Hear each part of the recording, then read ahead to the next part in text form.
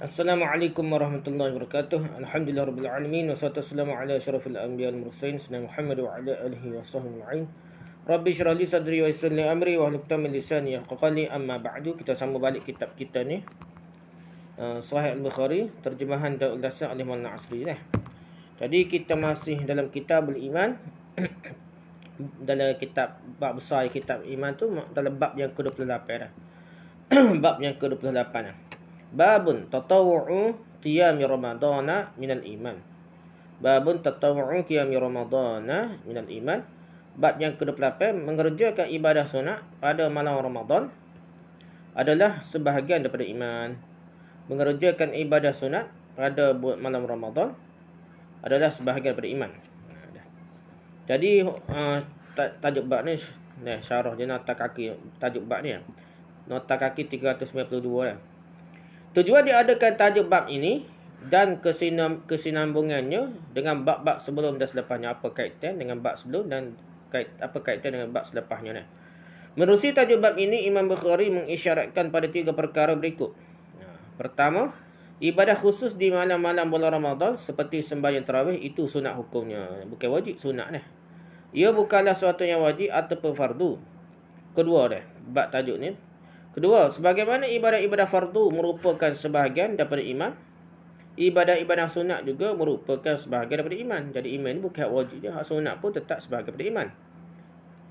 Para ulama berbeza pendapat tentang ibadah-ibadah sunat. Adakah ia termasuk sebahagian daripada iman ataukah tidak dah? Ada ulama berbeza pendapat dah. Sebahagian daripada iman ataupun tidak.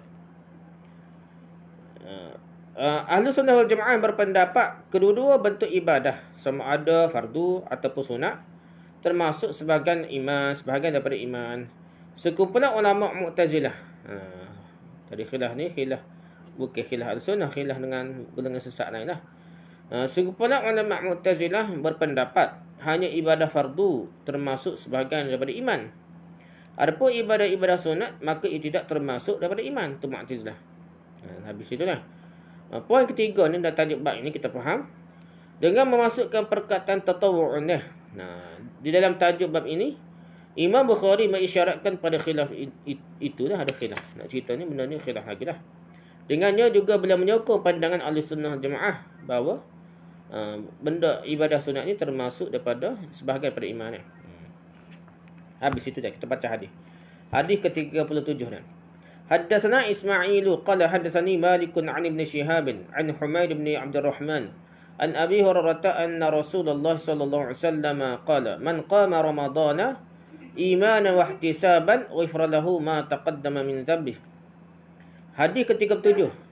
Ismail meriwayatkan kepada kami, katanya Malik meriwayatkan padaku daripada Ibn Shihab daripada Humaid bin Abdurrahman daripada Abu Hurairah radhiyallahu bahawa Rasulullah SAW bersabda, sesiapa yang mengerjakan ibadah ibadah sunat pada malam Ramadan dengan penuh keimanan dan keikhlasan, nescaya diampuni baginya dosanya yang lalu.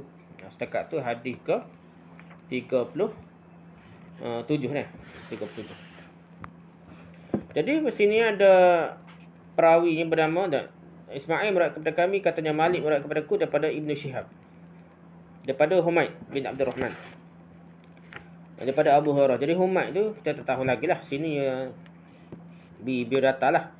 Biodata Humaid bin Abdurrahman bin Auf al-Qurashi al-Zuhri al-Madani.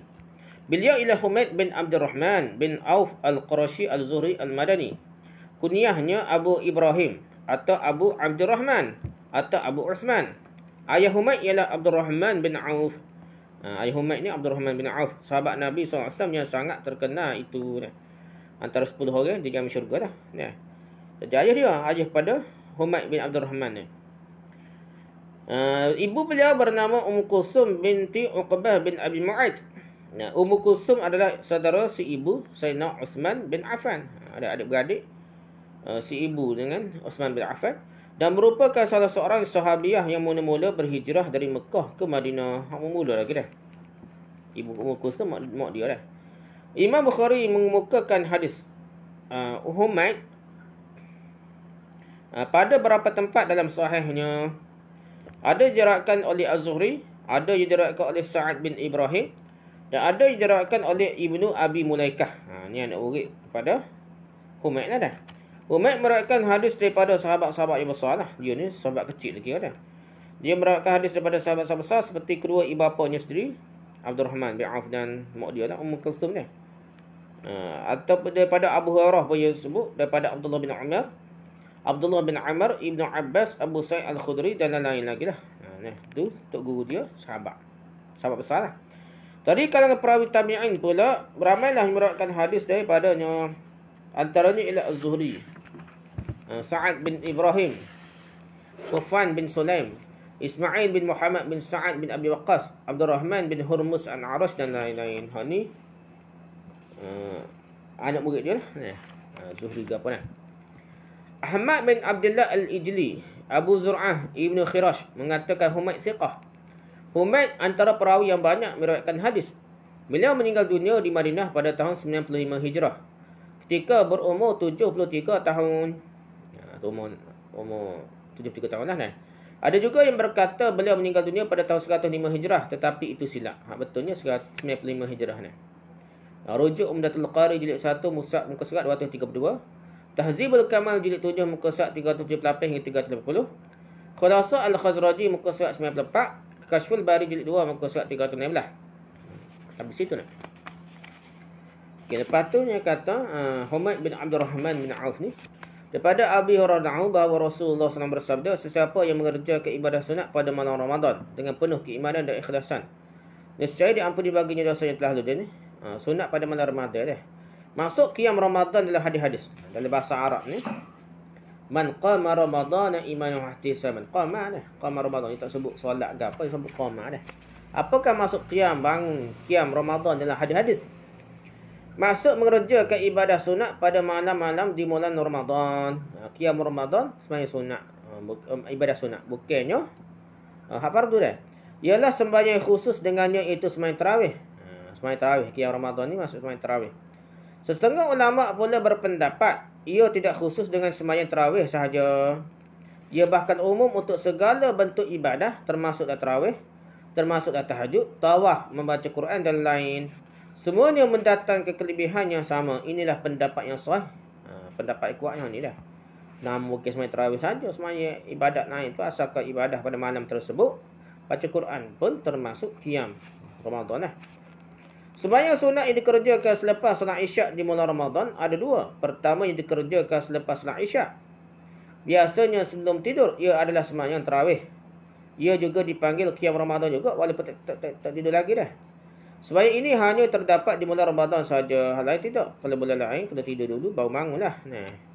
Jadi kita nak sembahyang boleh malam ni waktu bulan Ramadan dah. Tak tidur lagi pun boleh sembahyang dah. Kedua yang dikerjakan setelah tidur selepas solat Isyak dah, ia adalah sembahyang tahajud. Sembahyang ini tidak khusus dengan bulan Ramadan sahaja. Bulan lain pun ada sembahyang tahajud. Di bulan-bulan lain juga ia elok dikerjakan. Sembahyang ini dikenali juga sebagai qiyamul lail. Ini panggil qiyamul lail, bangun tengah malam ni. Nabi SAW juga pula pada kebiasaannya bersembahyang tahajud sebanyak 8 rakaat. Jadi ada khilaf lah, ada setengah ulama tu.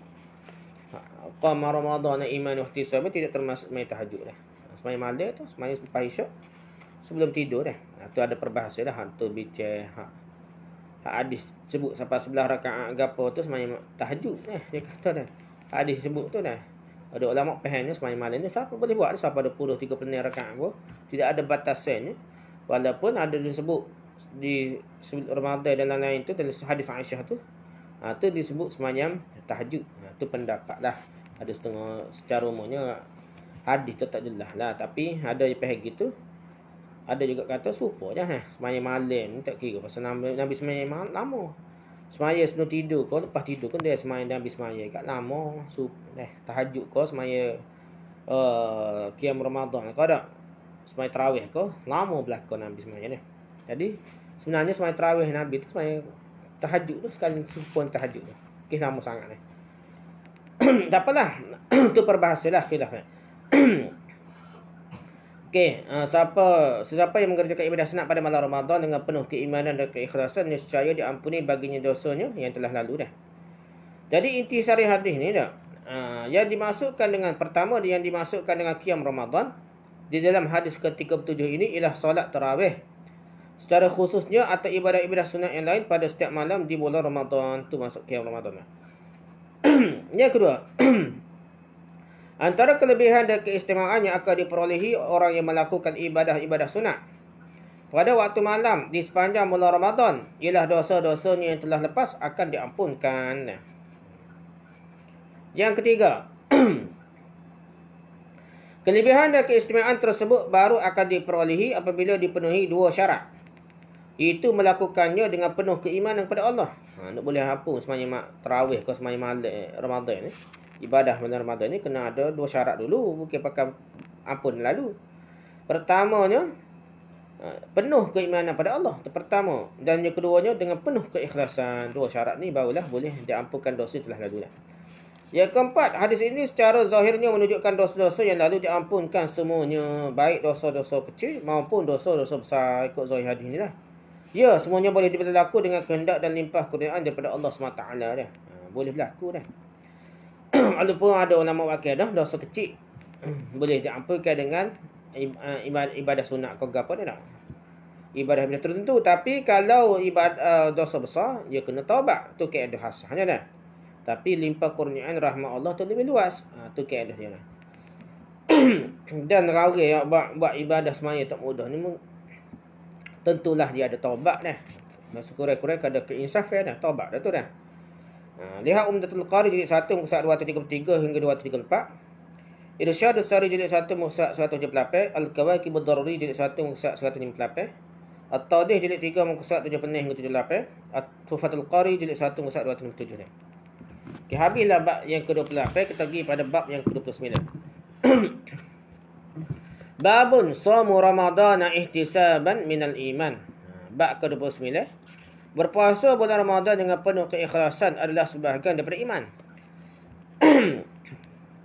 Babun shamu Ramadana ihtisaban minal iman. Berpuasa bulan Ramadan dengan penuh keikhlasan adalah sebahagian daripada iman. Bab ke-29 dah.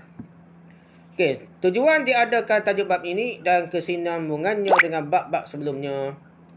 Imam Bukhari meletakkan bab berpuasa bulan Ramadan dengan penuh keikhlasan atau dengan mengharapkan pahalanya adalah sebahagian daripada iman. Selepas bab mengerjakan ibadah sunat pada malam Ramadan adalah sebahagian daripada iman. Ibadah sunat dulu baru puasa Ramadan dah. Padahal puasa bulan Ramadan itu fardu bukan sunat dah. Dan ibadah sunat pada malam-malam bulan Ramadan pula hanyalah sunat dah. Kenapa sebut sunat dulu sebelum wajib dah? Sekali pandang nampak elok juga kalau Bukhari mendahulukan bab yang membicarakan tentang yang fardu dahulu daripada yang sunat. Sekali tengok ni. Tetapi kenapa kat Imam Bukhari mendahulukan bab sunat daripada bab fardu dia? Beberapa jawapan telah diberikan oleh pensyarah-pensyarah Sahih Al-Bukhari. Antaranya adalah seperti berikut. Pertama, oleh kerana qiyam Ramadan ni merupakan ibadah yang bersifat fi'li, bersifat perbuatan. Som Ramadan ni pula ibadah yang bersifat tarki. Ibadah meninggalkan perbuatan dah. Ibadah tapi tinggal tak buat. Maka didahulukanlah ibadah yang bersifat fi'li perbuatan hak buat ni daripada ibadah bersifat tarki meninggalkan. Ibadah dengan tinggal tak buat dah. Tu pendapat pertama. Kedua dia. Mengikut kiraan perjalanan bulan. Mengikut kiraan perjalanan bulan, malam mendahului siang. Mana-mana bulan pun sememangnya bermula dengan malam dahulu dah. Bulan pun kira malam dah. Nampak nak bulan malam dah. Malam raya ke, malam puasa ke, malam dulu tengok dah. Kemudian barulah datangnya siang. Oleh kerana qiyam Ramadan berlaku pada waktu malam dan shaum Ramadan pula berlaku pada waktu siang hari, maka Imam Bukhari mendahulukan bab qiyam Ramadan daripada bab shaum Ramadan. Qiyam Ramadan dilakukan pada malam pertama bulan Ramadan. Sebaik saja kelihatan anak bulan dah. Tak puasa lagi, esok nak puasa dah. Malam ni boleh dah sembahyang tarawih dah. Shaum Ramadan pula dilakukan pada keesokan harinya. Tu salah pendapat kedua sebabnya buat tajuk sunat dulu pada fardu dah. Okey, ketiga. Pendapat ketiga dah. Qiyam Ramadan bagi shaum Ramadan menepati solat sunat qabliyah bagi solat-solat fardu. Kerana itu babnya wajar didahulukan daripada bab shaum Ramadan dah. Jadi macam sembahyang sunat dah. Sembahyang sunat kita ni sebelum sembahyang fardu qabliyah tu, kita boleh sembahyang, bahkan sebelum subuh boleh, sebelum asar boleh, lepas asar tak boleh dah. Selepas asar, selepas subuh pun tak boleh. Jadi sebelum subuh dan sebelum asar ada kan sembahyang sunat qabliyah. Sunat qabliyah ni tak wajib dah. Kita buat sunat dulu sebelum sembahyang fardu. Jadi begitu juga puasa dah. Dah. Boleh kita sembahyang sunat dulu dah daripada wajib. Begitu juga perbahasan ni tentang puasa ni kau dah.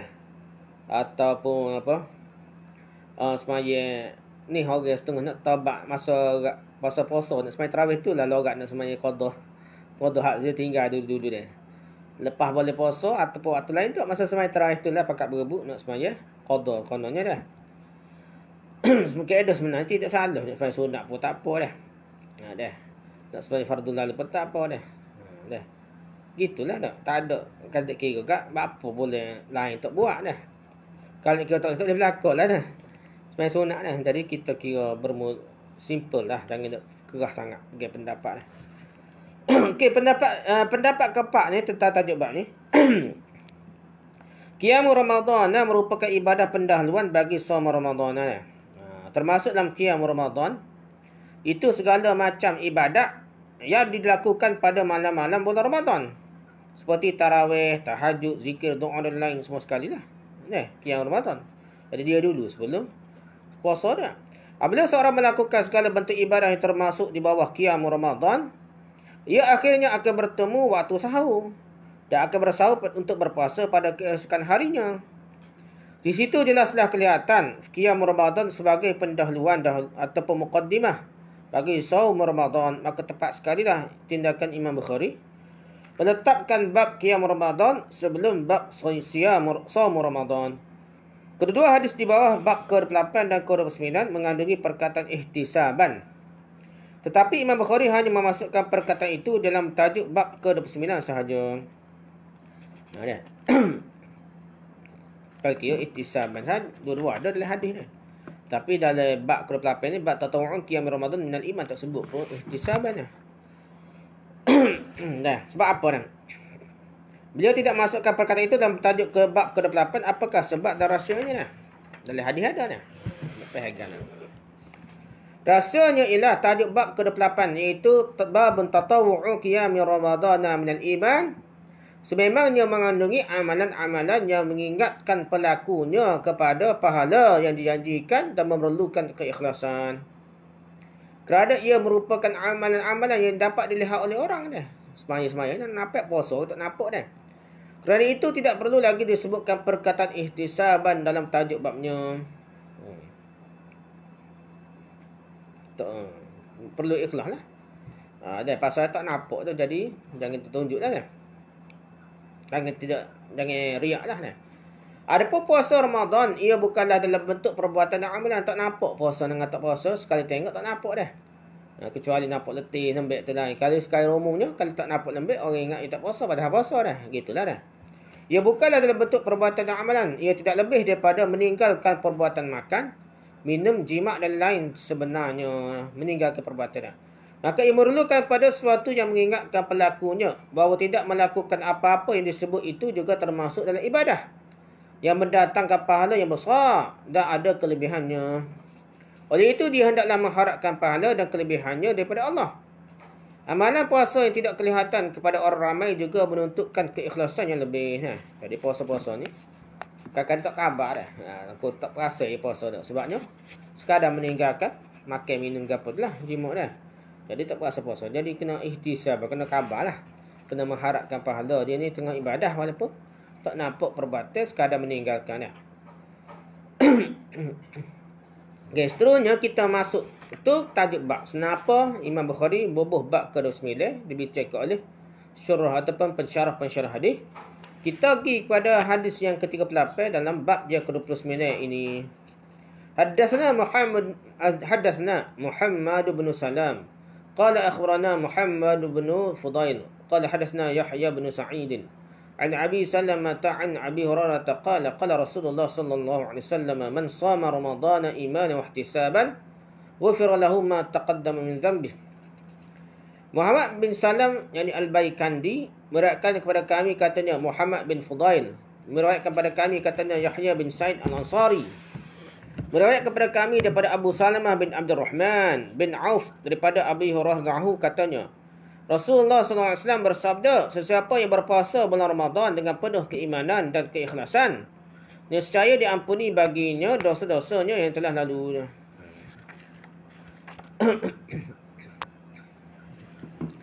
Okey, jadi kita bacalah mula dah ya syarah perawi ke apalah. Muhammad bin Salam Al-Baikani beriwayat kepada kami katanya Muhammad bin Fudail, perawi ya Muhammad bin Fudail. Berkata Muhammad bin Fudail bin Ghazwan Ad-Dabbi Al-Kufi. Beliau ialah Muhammad bin Fudail bin Ghazwan bin Jarir Ad-Dabbi Al-Kufi, kunyahnya ialah Abu Abdurrahman. Beliau meriwayatkan hadis daripada Mughirah bin Miqsam Al-Dabbi, Mukhtar bin Fulful, Bayan bin Bishr Al-Ahmasi dan lain-lain. Jadi tok guru dia ni dah. Orang-orang yang meriwayatkan hadis daripada beliau pula ialah tokoh-tokoh yang besar seperti Sufyan Al-Thawri, Ahmad bin Habal, Ishaq bin Rahawai, Amr bin Ali Al-Fallas dan lain. Itu anak murid dia yang hebat-hebat dah. Imam An-Nasa'i berkata tidak mengapa dengannya. Abu Zur'ah berkata perawi saduq ahli ilmu. Abu Hatim berkata syekh. Yahya bin Ma'in berkata siqah. Az-Zahabi berkata salah seorang ulama hadis. Imam Ahmad berkata beliau berfahaman Syiah. Bagus hadisnya. Imam Ahmad kata Syiah dah. Tapi Syiah ni bukan Syiah akidah ni ya. Syiah lebih kepada penyokong Ali gitulah dah, politik. Ibn Sa'ad berkata perawi yang thiqah banyak hadisnya berfahaman Syiah, sesetengah mereka tidak menjadikannya hujah. Imam Abu Daud berkata dia Syiah hangus. Ada juga kata dia Syiah hangus, bukan Syiah biasa ni, Syiah keruk, Syiah sungguh dah ni. Bukan Syiah penyokong Ali saja, Syiah nak jadi akidah dah ni. Syafiuddin Al-Khazraji berkata Syiah melampau batinnya tetapi tidak menyumpah menyeranah nah. Dah. As-Sam'ani berkata dia memang melampau dalam fahaman Syiahnya, ada kata gitu dah. Kesimpulan daripada kata-kata ulama rijal yang dikemukakan tadi ialah Muhammad bin Fudail adalah seorang tokoh hadis. Imam-imam yang besar-besar dan hebat juga menerima hadisnya. Hak kerah ni Yahya bin Ma'in thiqah. Abu Hatim berkata syekh. Bawa ni kerah ni Abu Hatim Yahya bin Ma'in ke apa ni tu. Tiba-tiba dia kata syekh, dia kata thiqah tu maksudnya orang syadik berkata gitu kuatlah dah. Okey, kalau pun ada kekurangan atau masalah padanya hanyalah dia berfahaman Syiah. Syiah pula bukan main Syiah, Syiah hangus, Syiah melampau. Kalau kita tengok tadi orang hak kata ni, tak tahulah kita tak tahu Syafiuddin Al-Khazraji, Imam Abu Daud kata gitu juga dah. Ada. Sebenarnya Muhammad bin Fudail bukanlah seorang Syiah melampau atau Syiah kerok. Beliau cuma berfahaman Sayyidina Ali lebih utama daripada sahabat-sahabat yang lain. Bukan Syiah. Syiah berat benarlah, melampau bukan dah. Syiah sekadar penyokong politik dah. Beliau memuliakan Sayyidina Abu Bakar dan Umar. Apabila menyebut Sayyidina Osman, pula beliau bertarahum. Doa rahmatlah kepadanya atau mendoakan kebaikan untuknya. Dia doa kebaikan untuk Osman ke apa. Ni maksudnya bukan doa Syiah keruk lah kira dah. Ketika mengomentari kata-kata Imam Ahmad bahawa Muhammad bin Fudail berfaham Syiah, dah Imam Az-Zahabi berkata, macam mana untuk guru hebat ni? Imam Ahmad kata perawi Muhammad bin Fudail ni Syiah. Az-Zahabi berkata beliau melebihkan Ali saja, Syiah melebihkan Ali, Syiah tafdiliyah kita tahu. Syiah yang melebihkan Ali dah, politik, bukannya segi akidah. Ketika mengomentari kata-kata Imam Abu Daud bahawa Muhammad bin Fudail adalah Syiah yang hangus, dah pula Imam Zahabi berkata, Abu Daud kata Syiah hangus. Lebih syadik daripada apa ulama rijal yang syadik itulah Abu Hatim dengan Yahya bin Ma'in. Tiba-tiba Abu Daud kata sekali tidak syadik mana dia. Orang lebih syadik. Dia kata Muhammad bin Fudail Syiah hang. Imam Zahabi kata apa lah tentang kata-kata Abu Daud ni? Az-Zahabi berkata terbakarnya hanyalah terhadap orang-orang yang memusuhi Ali atau mempertikaikan kedudukannya saja, kedudukan Ali. Alhamdulillah. Dia tetap memuliakan Abu Bakar dan Umar. Jadi hangus-hangus tu je bakar ni orang hak anti hak musuh Ali. Tapi bukanlah dia ni orang yang menghina Abu Bakar dan Umar dah. Utsman ke apa tidak? Dia doa, dia muliakan Abu Bakar dan Umar. Maksudnya bukan Syiah kerok lah. Hafiz Ibn Hajar pula berkata ketika mengomentari kata-kata Ibn Sa'ad bahawa sesetengah ulama rijal tidak mahu menjadikannya hujah. Berkata Imam Hajar kata apa dah? Orang yang tidak mahu menerima riwayatnya tidak kerana lain, hanyalah kerana fahaman Syiahnya. Tetapi fahaman Syiahnya tidaklah teruk. Tidak juga dia menyuruh orang lain kepada fahamannya. Dalam keadaan seperti itu tidak wajar riwayatnya ditolak. Ibn Hajar Asqalani kata dah.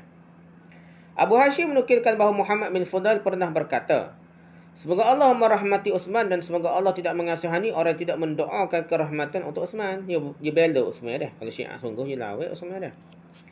Abu Hashim juga berkata, saya nampak tanda-tanda ahli sunnah wal jamaah padanya. Semoga Allah merahmatinya. Dah. Imam Az-Zahabi berkata, pengarang-pengarang kitab-kitab hadis sahih menerimanya sebagai perawi yang boleh dijadikan hujah. Kesimpulannya, Imam Muhammad bin Fudal adalah seorang perawi siqah. Walaupun dikatakan beliau berfahaman Syiah, namun fahaman Syiahnya tidaklah teruk. Kalau diandaikan benar pun beliau bersyiah yang melampau, atau Syiah hangus sekalipun, Syiah keruk, Syiah hangus sekalipun, mungkin beliau telah bertaubat daripada bid'ahnya itu dan telah menjadi ahli sunnah seperti kata Abu Hashim tadi. Kemungkinan lah. Ini tokoh-tokoh besar ni jangan kita cepat menerakakannya lah. Kita harapkan mati dalam keadaan baik ataupun berubah taubat dah. Para imam hadis yang tetap menerima riwayat ini tentu sekali lebih mengetahui tentang keadaan sebenarnya dah. Imam Bukhari berkata Muhammad bin Fudal meninggal dunia pada tahun 195 Hijrah. Itu habis tentang perawi nama Muhammad bin Fudal. Meriwayatkan pada kami katanya Yahya bin Sa'id Al-Ansari. Meriwayatkan pada kami daripada Abu Salamah bin Abdurrahman bin Auf daripada Abu Hurairah radhiyallahu katanya Rasulullah SAW bersabda, siapa yang berpuasa bulan Ramadan dengan penuh keimanan dan keikhlasan, niscaya diampuni baginya dosanya yang lalu. Jadi hak ni pula syarah tentang kaki ya, ke-398 dah. Kelebihan bulan Ramadan dan berpuasa di bulan Ramadan. Berpuasa di bulan Ramadan adalah antara sebab dosa-dosa seseorang yang telah lepas yang lampau tu diampunkan oleh Allah. Hadis ini menyebabkan kelebihan itu baru dapat dicapai seseorang apabila ia memenuhi dua syarat, iaitu berpuasa dengan penuh keimanan dan berpuasa dengan keikhlasan yang kedua dah. Jadi bulan Ramadan adalah satu bulan yang penuh dengan keberkatan dan penuh dengan kebaikan. Ia adalah satu bulan di mana rahmat Allah SWT mencurah-curah dengan banyaknya. Di malam pertama bulan Ramadan ni lagi kelebihannya diserlahkan. Abu Hurairah meriwayatkan kata beliau Rasulullah SAW bersabda, "Idza kana awwalu lailatin min syahr Ramadhan, sufidatis syayatin wa maradatul jinni wa ghuliqat abwabun nar, falam yuftah minha babun wa futihat abwabul jannati falam yughlaq minha babun wa yunadi munadin ya baghiyal khair aqbil wa ya baghiyasy syarri aqsir walillahi utaqa'u minan nar wa dzalika kullu lailatin." Jadi bermaksud hadis itu bermaksud apabila tiba malam pertama bulan Ramadan, syaitan-syaitan dan jin-jin yang jahat diberkas. Pintu-pintu neraka ditutup rapat. Satu pintu pun daripadanya tidak dibuka, pintu neraka ni tak. Pintu-pintu syurga pula dibuka. Tidak ditutup satu pun pintunya nak. Dan berserulah orang yang berseru, wahai orang yang mencari kebaikan pahala, menghadap dan tampillah. Wahai orang yang mencari kejahatan, berhentilah daripada melakukan kejahatan. Ini malam pertama bulan Ramadan dah. Allah ada ramai yang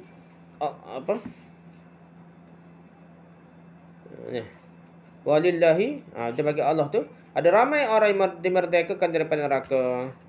Walillahi utaqa'u minan nar. Itu semua berlaku setiap malam. Wa zalika kullu lailatin. Setiap malam, bukan malam pertama, setiap malam dia buat gitulah. Siapa kau ucap? Wa orang mencari kebaikan pahala dan menghadap dan tampillah. Wa orang mencari kejahatan berhentilah daripada kejahatan. Kecek gitu sama dia malaikat kali dah gitu. Hadis riwayat Tirmizi, Ibnu Majah, Ibnu Hibban, Ibnu Khuzaimah dan lain-lain. Abu Hurairah juga meriwayatkan kata beliau Rasulullah SAW bersabda, "Raghima anfu rajulin dzukirtu 'indahu falam yusalli 'alayya." Wa raghima anfu rajulin adraka abawayhi 'indal kibar falam yudkhilahu al-jannata. Wa raghima anfu rajulin dakhala 'alayhi syahr ramadana thumma salakha qabla an yughfar lahu. Bermaksud rugilah orang-orang yang aku disebut di hadapannya, orang yang sebut nama Nabi, tetapi dia tidak berselawat kepadaku atau sebut sallallahu alaihi wasallam, kau dah sekurang-kurangnya lah. Rugilah orang yang sempat dengan kedua ibu bapanya ketika mereka telah tua dah. wa ragima anfu rajulin adraka abawahi 'indal kibar. Jadi waktu tua dia sempatlah ibu bapa dia tak mati lagi. Sempat dia waktu tua. Tetapi mereka berdua tersebut tidak memasuknya ke dalam syurga dah. Jadi tak jadi sebab anak dia masuk syurga, tak cara lah dah. Kalau cara jadi pahala besar cara ibu bapa yang tua dah. Dah. Modal besar untuk masuk syurga ialah jaga mak pak tua dah, tak perlu cerca maki ke apalah. Jaga sungguh-sungguh, dia mudah masuk syurga dah. Tu aset dia dah. Selagi dan rugilah orang masuk ke dalam bulan Ramadan tetapi bulan itu habis sebelum dia diampunkan dah. Dakhala alaihi syahr Ramadan thumma salakha qabla an yaghfir lahu. Jadi dia tidak diampunkan walaupun dia masuk bulan Ramadan untuk bertaubat, untuk beribadah, untuk menyesal di atas kesalahan dosanya, tiba-tiba tidak diampunkan lagi bulan Ramadan. Bila lagi Allah nak ampun dah. Jadi orang itu akan celakalah, habis rugilah dah. Hadis Tirmizi, Ibn Hibban, Al-Bazzar dan lain. Habis tu bab kita baca bab yang ke-29 hadis ke-38. Habis dah tak? Kita masuk ke bab ke-30 ni. Ada lagi ke tak ni? Ada lagi dah. Babud dinu yusrun ni. Babun ad-dinu yusrun ni. Bab 30, agama Islam itu mudah. Wa qala an-nabiy sallallahu alaihi wasallam ahabbud din ila Allah al-hanifiyyah al-samhah. Al-hanafiyyatu as-samhatu dah. Dan sabda Nabi sallallahu alaihi wasallam, agama yang paling disukai oleh Allah ialah yang lurus dan lapang, mudah dah. Al-hanifiyah lurus betul tu. Orang nak rasa. Samhah pula lapang, mudah, tidak jadi payah kita ikut agama dah. Okey, lepas tu tujuan dia. Agama Islam itu mudah, bab dia tu dah. Tujuan dia adakan tajuk bab yang ke-30 ini dan kesinambungannya, kaitannya dengan bab-bab sebelumnya. Sebab apa ya? Imam Bukhari mengadakan bab ini untuk menyatakan beberapa perkara berikut. Pertama, menghilangkan kekeliruan yang mungkin timbul daripada beberapa bab yang telah diadakan oleh beliau sebelum ini. Jadi, tajuk bab ini nak selesai. Bab keliru. Bab sebelum ni keliru. Mari bab ni jadi selesai dah. Macam mana kita syarah depan ni? Bab sebelum ini seperti bab yang ke-26, mengerjakan ibadah di malam qadar adalah sebahagian daripada iman. Tu bab depan ni. Bab yang ke-27, jihad adalah sebahagian daripada iman. Bab ke-28, mengerjakan ibadah sunat pada malam Ramadan adalah sebahagian daripada iman. Bab ke-29, berpuasa bulan Ramadan dengan penuh keikhlasan adalah sebahagian daripada iman. Jadi kacabila situ kelirulah, pening tengok tajuk bab tu. Nak selesai bab-bab yang celaru, salah faham tu, keliru tu, dengan tajuk bab yang ke-30. Melihat kepada bab sebelum ini, bermula daripada bab yang ke-26 hinggalah bab yang ke-29, agama mungkin tidak akan kelihatan mudah. Berasa payah ni, nak semayang malam lagi dah. Nak gapo lagi dah. Jihad lagi dah. Tidak kelihatan mudah kepada setengah orang, jadi payah. Payahnya ni ikut agama ni. Jelas sekali, baik kita rock, baik kita secara agama dah. Maka Imam Bukhari menjelaskan menerusi bab ini bahawa apa yang dimaksudkan oleh agama ialah melakukan apa-apa yang mampu dilakukan dan bersederhana dalam setiap amalan yang disyariatkan. Jangan berasa payah, sukar dah. Kita kena buat sekadar kita mampu dan istiqamah sikit, berterusan lebih baik daripada banyak berhenti tengah jalan dah. Apa yang dikendaki agama ialah melakukan amalan-amalan sunat yang ditentukan secara berterusan, walaupun hanya sedikit-sedikit saja, sikit-sikit tapi istiqamah kita kata, berterusan dah. Hakikat ini nyata daripada satu hadis yang diriwayatkan oleh Aisyah radhiyallahu anha, isteri Rasulullah sallallahu alaihi wasallam, kata beliau dah. Su'ilan Nabi sallallahu alaihi wasallam ayyul a'mali ahabbu ila Allah, qala adwamuha wa in qalla wa qala lafu min al-a'mali ma tutiquna. Bermaksud, pernah Nabi sallallahu alaihi wasallam ditanya, amalan bagaimanakah yang paling disukai oleh Allah? Jawab Nabi SAW, yang berkekalan dan berterusan walaupun sedikit. Kekal, adwamuha wa in qalla dah. Berkekalan dan berterusan walaupun sedikit. Baginda SAW bersabda lagi dah. Lakukanlah amalan-amalan agama itu apa yang kamu mampu lakukan dah. Iklafu minal amali ma tutiquna. Dah. Lakukanlah amalan agama itu apa yang kamu mampu lakukan dah. Hadis riwayat Bukhari dan Muslim. Itu pertamalah. Bab apa? Bab ini dah. Okey. Pendapat kedua dah. Bab ke-29 sebelum ini berkenaan dengan puasa di bulan Ramadan. Jika dilihat firman Allah dalam Al-Quran selepas menyebutkan tentang bulan Ramadan sebagai bulan berpuasa dan bulan diturunkan Al-Quran, Allah menjelaskan tentang kemudahan yang dikehendaki oleh Allah dalam beragama. Allah nak kata mudah agama ni, jangan berasa payah. Supaya seiring dan senada dengan apa yang disebut dalam Al-Quran, itulah Imam Bukhari mengadakan bab agama itu mudah. Ad-dinu yusrun. Jadi bab agama itu mudah sesuai dengan senada dengan Al-Quran. Setelah bab berpuasa di bulan Ramadan, sebahagian daripada iman. Di bawah ini dikemukakan firman Allah berkenaan Al-Quran ni. Auzubillahi minasyaitanir rajim.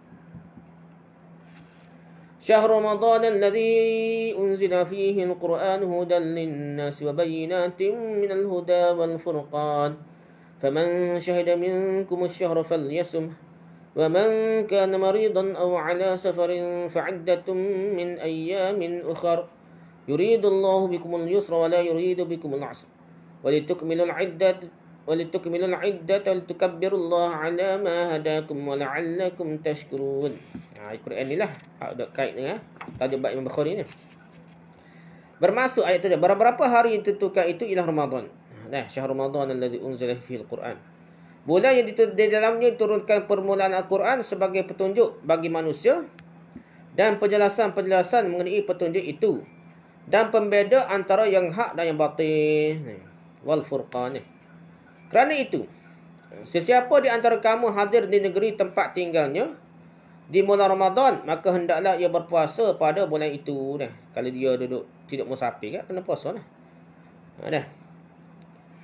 Dan siapa sakit atau dalam perjalanan lalu ia berbuka puasa, maka wajiblah baginya berpuasa sebanyak hari yang ditinggalkannya itu pada hari-hari yang lain. Maksudnya kena qada lah sama banyaknya hari ditinggal. Allah menghendaki kamu beroleh kemudahan. Yuridullahu bikumul yusra. Allah menghendaki kamu beroleh kemudahan. Yuridullahu bikumul yusra, dan tidak menghendaki kamu menanggung kesukaran. Wala yuridu bikumul usra. Dan hendaklah kamu mencukupkan bilangannya. Gati tu cukup-cukup lah. Tinggal 10 hari, gati 10 hari dah. Dan hendaklah kamu mengagungkan Allah atas petunjuknya dan yang diberikan kepadamu, supaya kamu bersyukur. Soal Baqarah ayat 145 dah.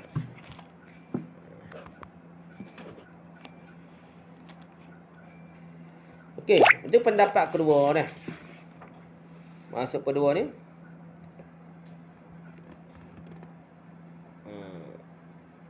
Jadi Allah nak cerita lah kemudahan yang Allah bagi dalam beragama ni. Sebab ayat ad-din yusrun ni serupa dengan ayat itu lah dah. Okey, pendapat ketiga dah. Penolakan terhadap fahaman golongan Khawarij dan Mu'tazilah yang menjadikan agama Islam sebagai agama yang sukar dan sangat berat. Khawarij dan Mu'tazilah ni agama ni suka hak berat-berat dah. Ini kerana golongan Khawarij terus menghukum kafir terhadap orang yang meninggalkan sekali sahaja salat fardu, tinggal sembahyang fardu buat dosa besar sikit, buat dosa tu kafir dah. Atau melakukan sekali sahaja dosa besar tu kafir dah. Itu Khawarij. Di banyak golongan-golongan kakak dia, dia berjual hukum muka Allah dah. Dan amal lam yahkum bima anzalallah fa ula hukumul kafirun. Dia pakai buah tu lah, dosa pun kira tidak berhukum dah. Buat dosa tu kira tidak berhukum dan hukum Allah. Dia kafir lah dia. Tu Khawarij ni. Golongan Mu'tazilah pula menganggapnya tidak beriman lagi. Dah. Mu'tazilah ni kalau buat dosa tidak beriman dah. Sedangkan menurut Al-Bukhari berpandu ke Al-Quran dan Sunnah, agama Islam itu diketahui mudah dan mahukan kemudahan untuk penganutnya. Tidaklah agama itu seberat yang digambarkan oleh mereka golongan ekstrim, golongan tak lebah ni tak. Golongan pejuang Islam tapi ekstremis. Itu dipanggil. Yang berat lagi, dia kata jemaah dia, parti Islam dia dah. Kalau masuk, baru ahli sunnah wal jemaah.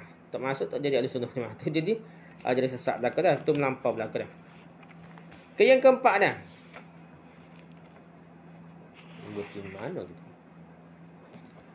Jika dititi kenyataan sebenar ajaran agama Islam, nescaya ia akan dipati memanglah mudah. Agama Islam ni mudah dah. Dan tidak ada apa-apa pun yang tidak wajar dalam agama Islam dan ajaran Islam.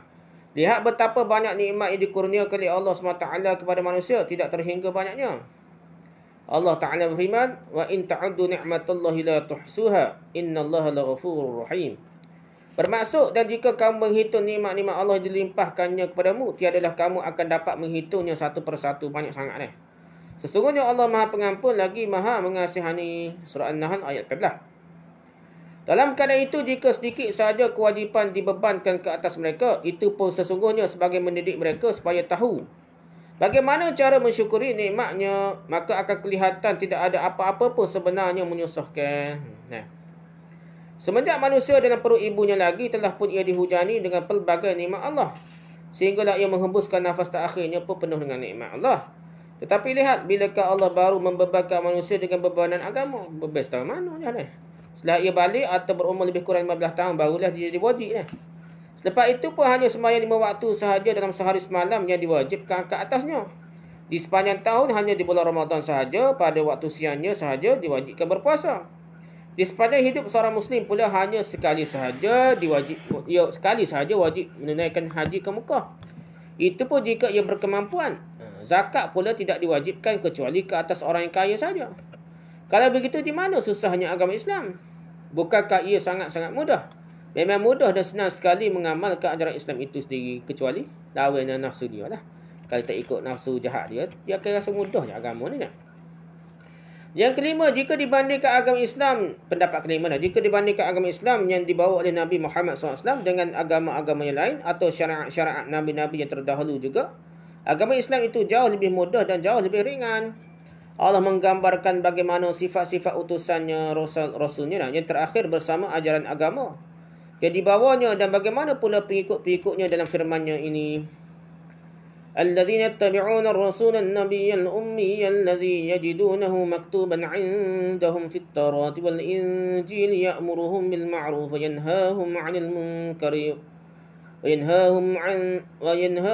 المنكر ويحل لهم الطيبات ويحرم عليهم الخبائث ويدع عنهم إصرهم والأغلال التي كانت عليهم فالذين آمنوا به وعزروه ونصروه واتبعوا النور الذي أنزل معه أولئك هم المفلحون قل يا أيها الناس إني رسول الله إليكم جميعا الذي له ملك السماوات والأرض لا إله إلا هو يحيي ويميت فآمنوا بالله ورسوله النبي الأمي الذي يؤمن بالله وكلماته واتبعوه لعلكم تهتدون. Bermaksud iaitu orang-orang yang mengikuti Rasul, Nabi yang ummi, yang namanya mereka didapati tertulis dalam Taurat dan Injil, yang ada di sisi mereka. Jadi cerita tentang sahabat ni dalam Taurat Injil segitu dah. Yang menyuruh mereka mengerjakan perkara-perkara yang ma'ruf, baik, dan melarang mereka dari mengerjakan perkara-perkara yang mungkar, yang keji.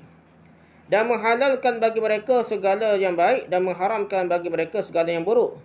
Dan membuang dari mereka beban-beban dan belenggu-belenggu yang ada pada mereka. Maka orang yang beriman kepadanya, memuliakannya, menolongnya dan mengikuti cahaya yang terang yang diturunkan kepadanya, yakni Al-Quran. Mereka itulah orang-orang yang beruntung. Ayat ke-107. Katakanlah, wahai Muhammad, wahai manusia, sesungguhnya aku adalah utusan Allah kepadamu semua, iaitu Allah yang punya kerajaan langit dan bumi.